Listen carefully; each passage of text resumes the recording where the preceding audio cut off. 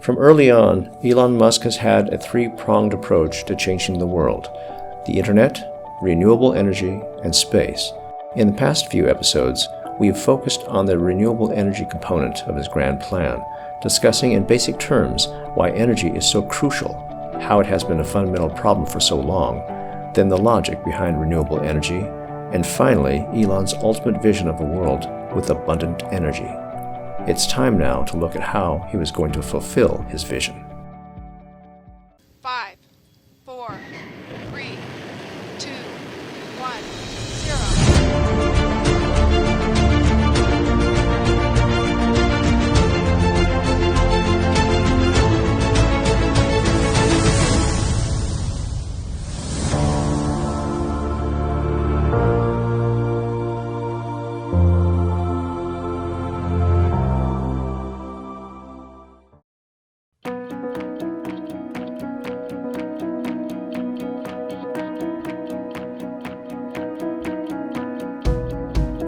On somewhat of a historical note, not all of Elon's plans were going to go in a straight line.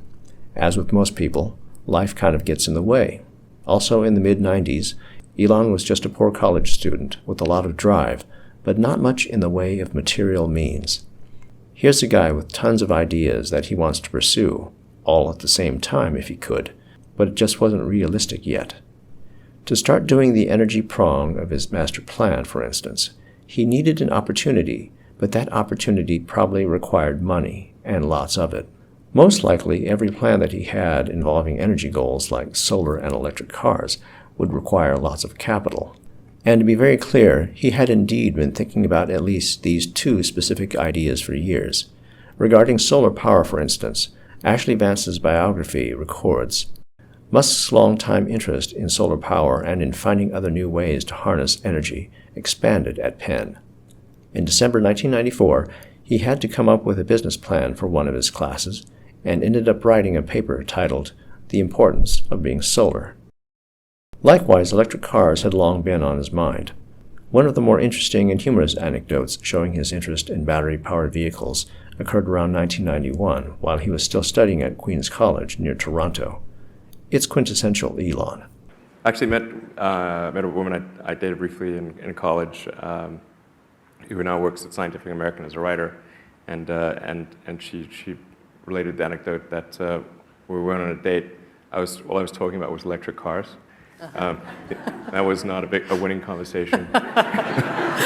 So it was a bit of a monologue, was it? Yeah, she said she said the first question I asked her was, "Do you ever think about electric cars?" She said, "No." She never does. So you learn from that. That wasn't the best shout-out line. Wasn't great. But it has recently it's been more effective. He also had done an internship at the Bank of Nova Scotia in Toronto and become interested in ways to make banking more efficient and less cumbersome. All this is to say that the historical record is very clear that at this juncture in Elon's life, his mind was whirling with ideas and restless energy. That's why when he left Pennsylvania in 1995 to pursue a PhD at Stanford University, he was at a crossroads. On the one hand, he had been accepted into a materials science program where he could work on battery technology, which he no doubt believed was crucial if the world was going to transition to renewable energy. But on the other hand, he and his brother Kimball recognized that the world stood on the edge of an internet revolution. They saw the potential of the internet, and Elon decided that it was the easiest way to make money fast because it did not require as much capital to actually get something big going. So for the time being, he would ride the internet wave. He would put renewable energy on hold, start an internet company, get rich, and then resume his renewable energy ambitions and dreams. And that's basically what happened. Just to keep the historical details brief, in November of 1995, Elon and Kimball founded the company that would later be known as Zip2. That company was sold in early 1999 to Compaq for $305 million, and from that sale, Elon personally netted $22 million. He took most of his earnings from Zip2 and immediately plowed it into the company that would later be known as PayPal. When PayPal was sold to eBay in early 2002, Elon's take was worth roughly $165 million. In slightly less than 7 years, Elon had become truly rich from his internet adventures. We should remind ourselves at this time that the internet had always been one of the 3 prongs in Elon's grand plan, so choosing that direction to focus his efforts made sense for reasons other than making money. Again, it was a very practical and calculated decision. But one thing to note also is that Elon was kicked out of PayPal, removed as CEO while he was on his honeymoon. In his mind, he never finished what he wanted to accomplish with the internet before others basically forced him to take an internet hiatus. So during that break, Elon shifted gears and turned his attention and his new fortune to energy and space. In early 2002, Elon was flush with cash and, as always, more ideas. In his mind, he was going to identify new projects and get them going. For someone like him who had so many interests, it was always going to be a balancing act. He started SpaceX, for instance, in March of 2002, becoming founder and CEO. That was his start to the space prong of his ambitions. Getting back to his energy goals, it's not as clear at that time whether he contemplated starting some kind of energy-related company himself, but we do know that as a result of meeting Martin Eberhard and Mark Tarpenning, the Tesla founders, he wanted to back the young startup and help them make electric cars, for which, as we have noted, he's always had a fascination. What's interesting to me is that Elon very deliberately did not choose a situation at this time where he was CEO. He poured an initial $6.5 million into Tesla in early 2004, but was content to be chairman of the board as well as the single largest shareholder. Also of note, in late summer of 2004, Elon was heading to Burning Man with his cousins, Lyndon, Peter, and Russ Reeve, 3 brothers who happened to be the sons of his mother's twin sister. During this trip, Elon gave them the idea of getting into the solar energy business. Musk knew that Lyndon and his brothers were angling for something big. While driving, Musk turned to Lyndon and suggested that he look into the solar energy market. Musk had studied it a bit and thought there were some opportunities that others had missed. He said it was a good place to get into, Lyndon recalled. The Reeve brothers ended up founding Solar City in 2006, with Elon eventually becoming chairman and its largest shareholder. 6 short years later, Solar City was the largest installer of solar panels in the entire country. So, here was Elon, getting involved in 2 new energy-related businesses, not as CEO, but in both cases as a primary investor and chairman of the board. In his own words, he has never liked the role of CEO, preferring product development instead, where he could focus on engineering and product design.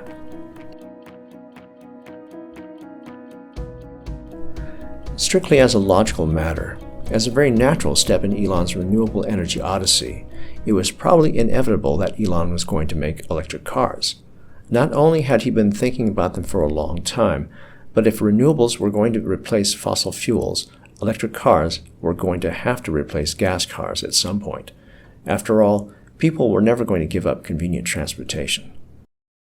Just to provide some perspective on how big a task getting off oil alone is, petroleum is the most widely used fossil fuel on the planet, and in 1995, or again around the time Elon got out of undergraduate school and was seriously pondering his goals, the U.S. alone consumed over 17 million barrels per day.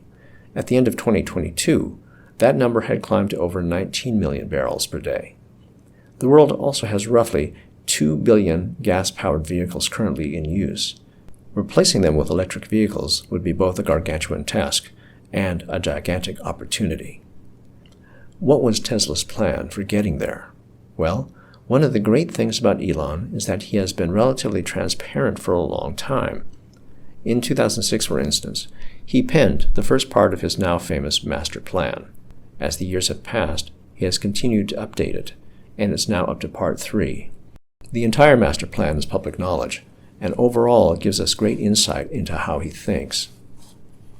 Master Plan Part 1. Number 1. Build sports car. Number 2. Use that money to build an affordable car. 3.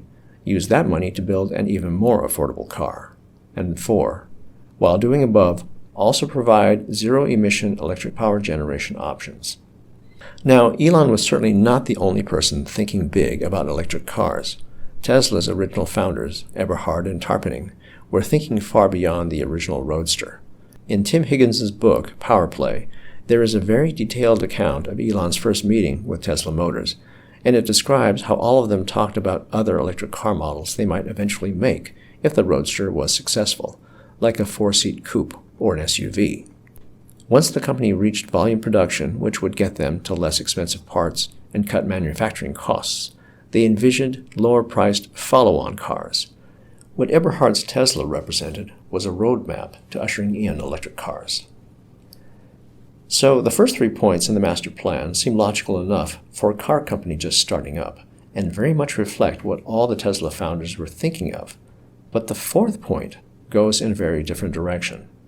Provide zero-emission power generation options. Elon clarified this later to mean solar energy in particular. The idea was to generate solar power in order to replace electricity made from fossil fuels. In the perfect scenario, Tesla car owners would charge up at home using electricity generated from Tesla solar roofs. You see, Elon was not content to have cars being powered by electricity generated from fossil fuels.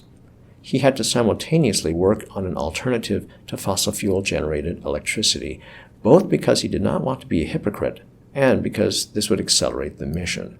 This is an extremely ambitious and broadly comprehensive plan, and sticking to it has been an act of will and morality. What's interesting to me about the Master Plan Part 1 is that it was posted on August 2nd, 2006, or about 2.5 years after joining Tesla, at a time when he was not yet CEO, and yet you can see that to Elon, Tesla was all about renewable energy, as well as cars. The fact that this appeared on Tesla's official blog page suggests that Elon was already very much shaping the direction of the company. To him, it never was going to be just a car company. This was going to be the energy company he had always dreamed of. Look carefully at Tesla's mission statement again: to accelerate the world's transition to sustainable energy. I like to think that Elon hides in plain sight. People are always second-guessing his motives, including his ambitions for Tesla and the company's strategic moves. But I'm of the opinion that the core answer has been staring us in the face this whole time. It's always been about energy, and all of Tesla's moves should first be seen through that lens. Moreover, Tesla bought SolarCity in 2016, thus unifying his energy ambitions. I'm confident that more moves like this will follow. Anyone who thinks Tesla is just about cars doesn't understand the company or Elon Musk.